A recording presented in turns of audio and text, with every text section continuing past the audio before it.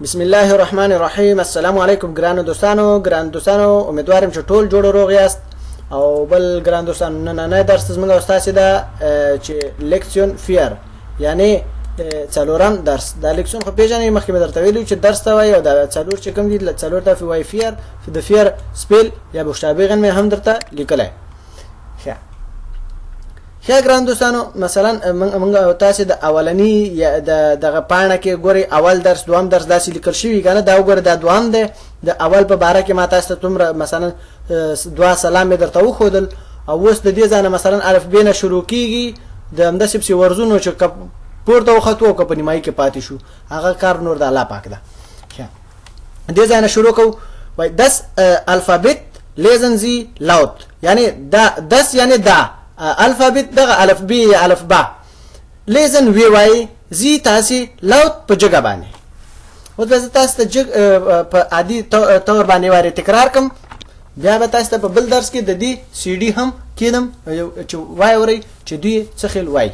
ښه ا ب س دغه سی چې کومه ده دته س اوله د تی خلک اندسه را جوړی س داسې بیا س وای س د ا اف ج ه ای یت ک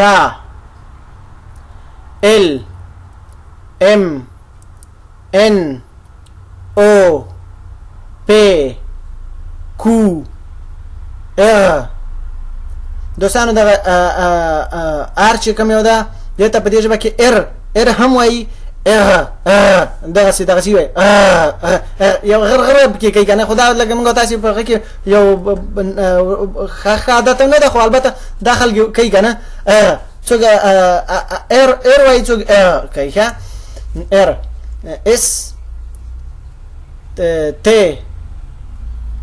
او فاو و اکس اپسیلون ست دا وګورئ دا سی کې چاواله کې تی راځي بیا دلته خو اخره کې امتحان ورسره ست دا اوله کې تی خلک نیسی ست دا څه ورسوي او دا چې دی دته وي اوملاوت ا اوملاوت او اوملاوت او دغه چې دا دته وای ټریپل اس یعنی دو اسه که په کیبورډ کې تاسو مثلا دغه اس نه لري تاسو کولای شئ چې داسې دو اس ولیکئ.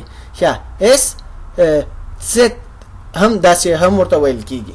ښه ګران دوستانو مثلا د زما د درس د دې درس وینا پکې هم دومره پکار و او پر روان درس کې بیا درته د دې تکرار هم دمه او امیدوارم تاسو په باندې پوه شئ.